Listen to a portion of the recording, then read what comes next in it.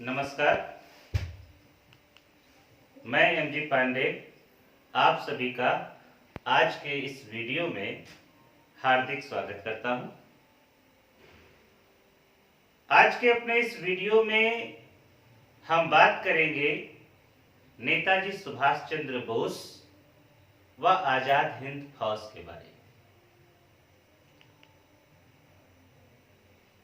भारतीय स्वतंत्रता आंदोलन में भारतीय राष्ट्रीय कांग्रेस का अप्रतिम योगदान रहा है, किंतु स्वयं भारतीय राष्ट्रीय कांग्रेस में दो प्रकार की विचारधाराएं एक साथ कार्य कर रही थी। एक विचारधारा थी जो उदारवादी नेताओं की थी, तो वही दूसरी विचारधारा थी जिसे उग्र विचारधारा के रूप में जाना जाता है। उदारवादी विचारधारा शांतिपूर्ण तरीके से प्रजातांत्रिक मूल्यों के आधार पर भारतीय स्वतंत्रता को प्राप्त करना चाहती है। वहीं उग्र विचारधारा स्वतंत्रता प्राप्त करने के लिए हिंसा आदि का प्रयोग करने में भी संकोच नहीं करती थी, कम से कम सैद्धांतिक रूप से।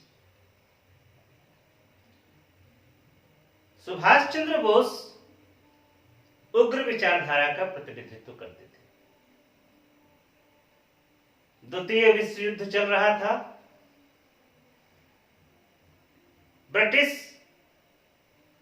राज्य द्वितीय विश्व युद्ध में संलिप्त था।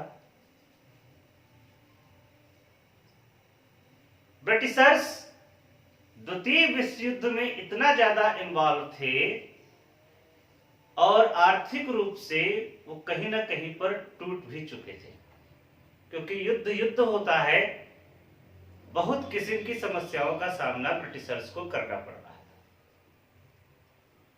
था। ऐसी स्थिति में सुभाष चंद्र बोस जैसे नेताओं का यह मानना था कि यही उचित समय था शत्रु पर आक्रमण करने का चारों ओर से, और एक नेशन वाइड संपूर्ण राष्ट्र में एक सशक्त आंदोलन, सशस्त्र आंदोलन और सशक्त आंदोलन अंग्रेजों के विरुद्ध चलाया जाना चाहिए, जिससे कि अंग्रेजों को शीघ्रातिशीघ्र भारत से दूर किया जा सके और भारत अपनी स्वतंत्रता को प्राप्त कर सके।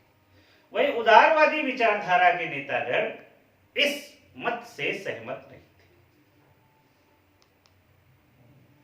वो विश्व युद्ध के दौरान ब्रिटिशर्स को इस तरीके से परेशान करने के माध्यम से सत्ता को प्राप्त नहीं करना चाहते, या यूं कह लीजिए उनकी राजनीति थोड़ा समझौतावादी थी। इस वजह से वो इस बोस के साथ में सहमत नहीं थे। ऐसे में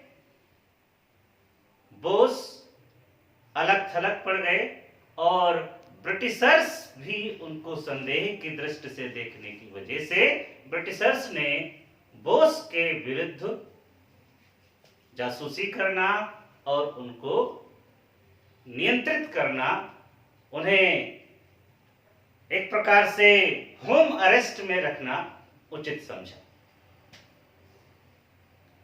किसी तरह से सुभाष चंद्र बोस भारत से बच निकले और उन्होंने जर्मनी के साथ में जर्मनी गए और हिटलर के साथ में मिलकर के उन्होंने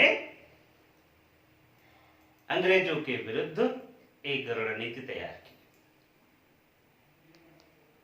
जर्मनी में हिटलर ने यथासंभव उनकी सहायता की।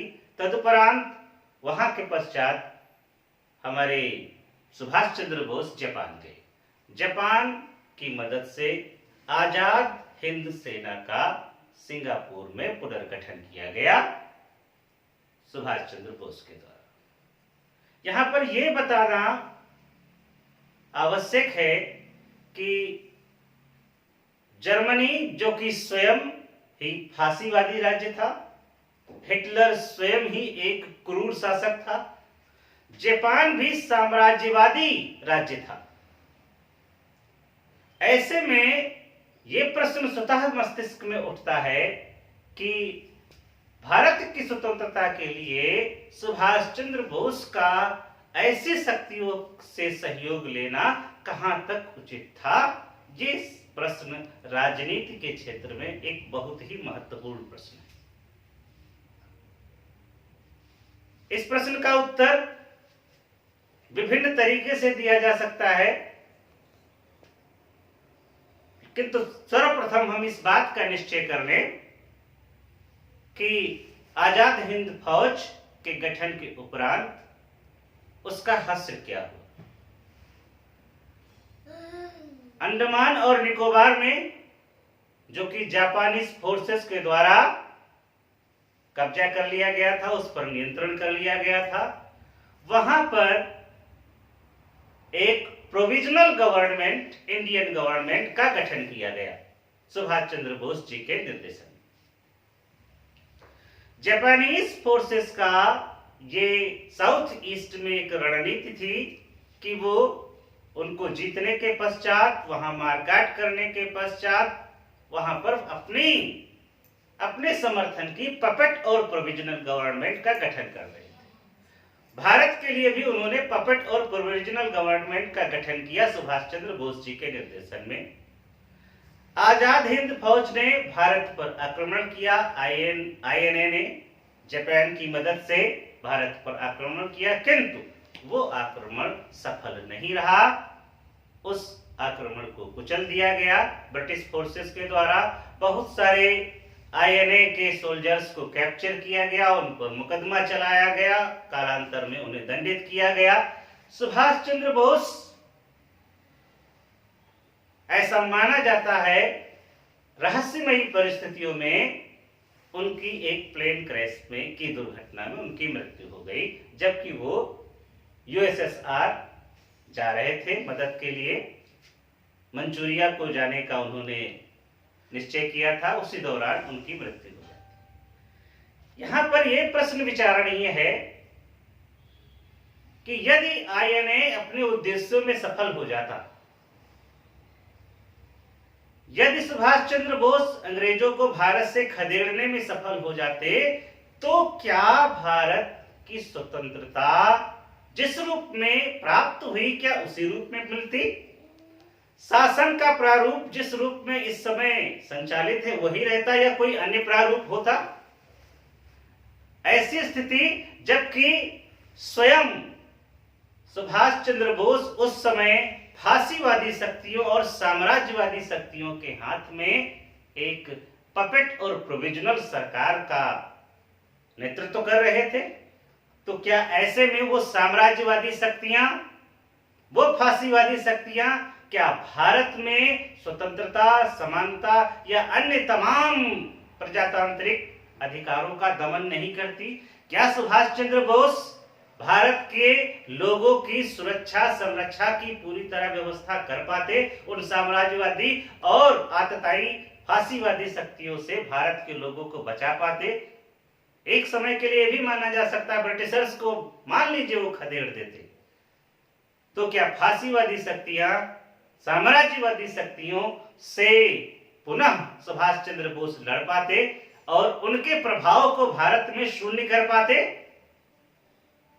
और यदि उस प्रभाव को वो शून्य न कर पाते तो भारत की दशा दिशा क्या होती, राज्य व्यवस्था क्या होती? क्या भारत में प्रजातंत्र पनपता या भारत में साम्राज्यवादी शक्तियां पुनः तानाशाही और फांसीवादी शासन की स्थापना करती, जिसमें स्वतंत्रता और तमाम प्रजातांत्रिक मूल्यों का दमन कर दिया जाता?